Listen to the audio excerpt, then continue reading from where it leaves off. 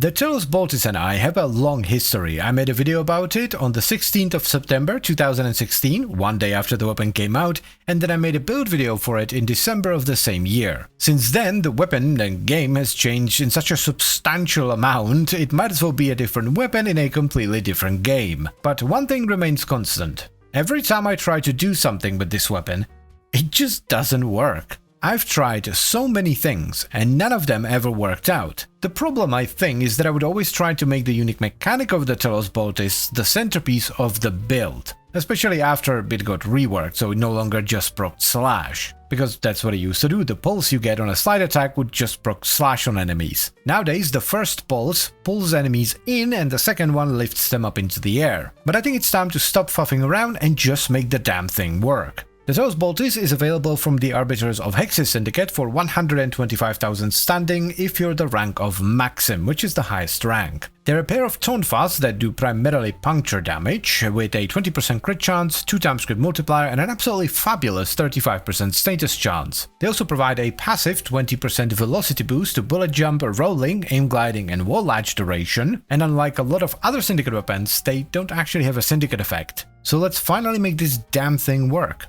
Shall we?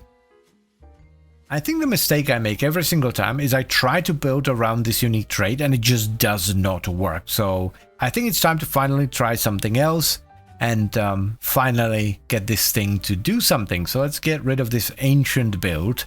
Let's slap on an arcane adapter. Doughty could be cool because of all the puncture on this. Yeah, we start off with a 5x crit multi, which is very nice. Just in case you're unfamiliar with this weapon, you have two pulses, one pulls enemies in, the second one lifts them up into the air. It's really cool, doesn't do a lot of damage anymore, but yeah, it is really cool. Look at that, neat. It is a tonfa, so it has a forced slash proc on its heavy, and I wonder if that could be finagled together with melee Doughty.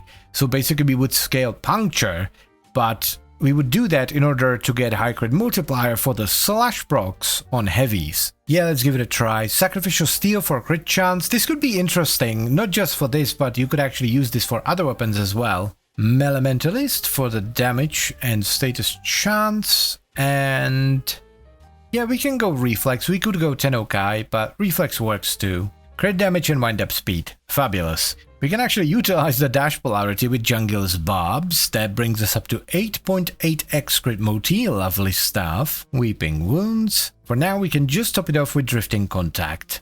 The damage seems quite nice. We're getting a tremendous amount of crit multi from Doughty. But it's a bit awkward. I don't know if I like the playstyle. Yeah, we're getting 15.4x crit multi. That's a stupid amount of crit multi. I thought maybe we could utilize the slide attacks to group enemies up, but it's a bit awkward, and you do have to do both the slide attacks. So you trigger the pull and then the lift, otherwise the cooldown doesn't start. So, I don't know, I don't like it, it's very awkward. Yeah, the mods that interact with the lifting are few and far between, and most of them are really bad, so I don't think this is the way to go.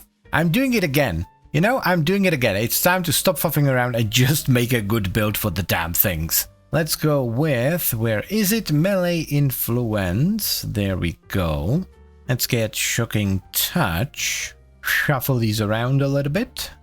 Get Blood Rush. Regular Organ Shatter. We don't need Drifting Contact. We do want Weeping Wounds. Top it off with a bit of Blast. We need to flip these around. Something like this, yeah, that should be really nice, especially with the high status. Jesus, yeah, this works really well, and it actually utilizes the vortex on the slide attack because grouping enemies up is tremendously beneficial for influence. It does need attack speed though. I don't want to make this work for myself, so I'm just gonna get the attack speed from Arcane Strike. Oh, that is much better. It is more of a setup than a build at this point, but still. Very good. Single target is a bit mediocre, which is to be expected. Most influence builds are like that. Let's add Harrow. This is actually going to be huge. Corrosive Encode, yes, because we're actually running Condition Overload, so that priming is going to be a massive. Let's actually Nourish for the full experience. I'm expecting greatness. This should be really nice.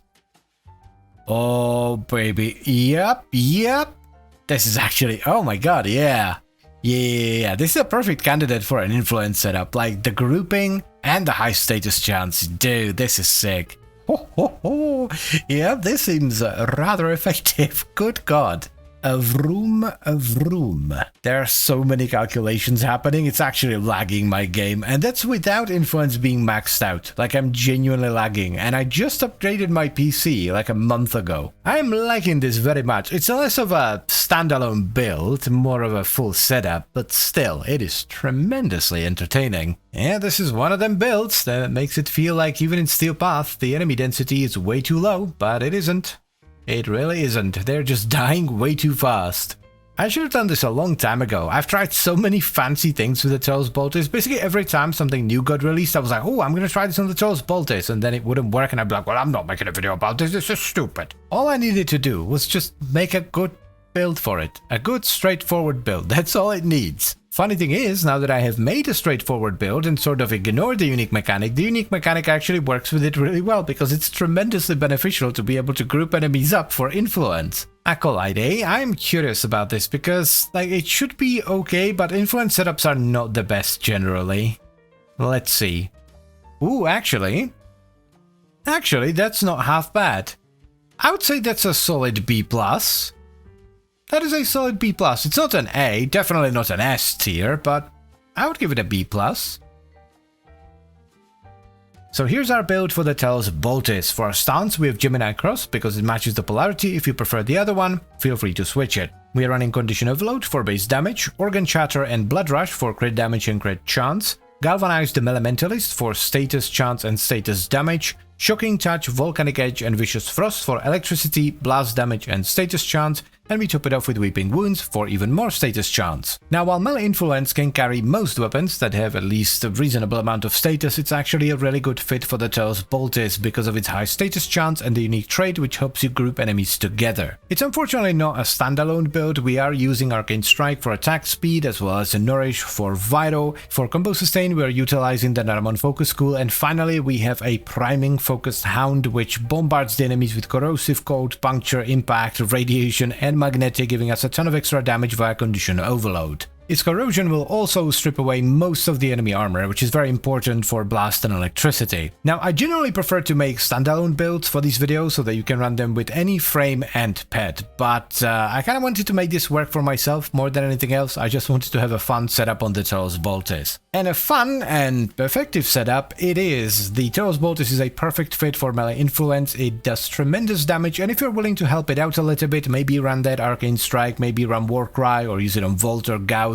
it is a lot of fun to use, so yes, definitely give it a shot. And as always guys, I thank you very much for watching and I hope you've enjoyed the video. Then I would also like to extend a special thank you to all the channel members. Thank you very much guys, I really appreciate your support, it means a lot to me. And I'll see you next time. Bye bye.